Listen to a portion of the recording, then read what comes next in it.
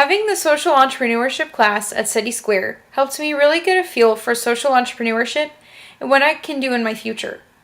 Ms. Phillips did a wonderful job of picking speakers with a wide variety of backgrounds that potentially opened doors for my future and my peers' future.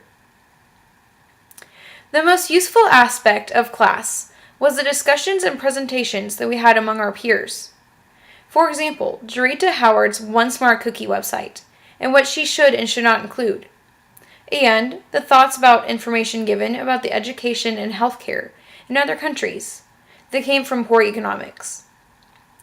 It was unique to see everyone's different viewpoints and decide on what we should do.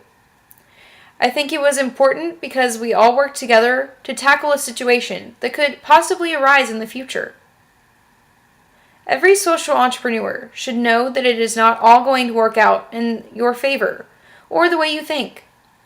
Scott Orr, Don Crisp, Jarita Howard, and Joshua Kirby all went through a transition in life where they had no idea where to turn next.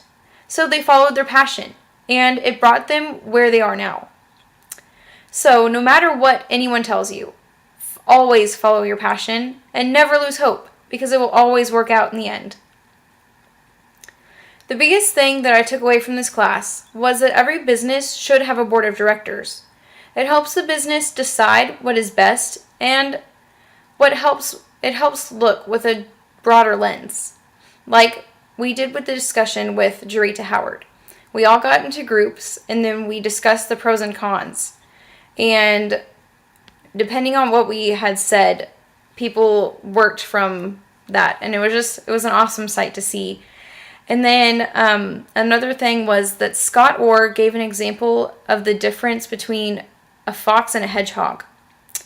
The fox is all over the place and just scatterbrained, and a hedgehog does what it needs to do to get the job done.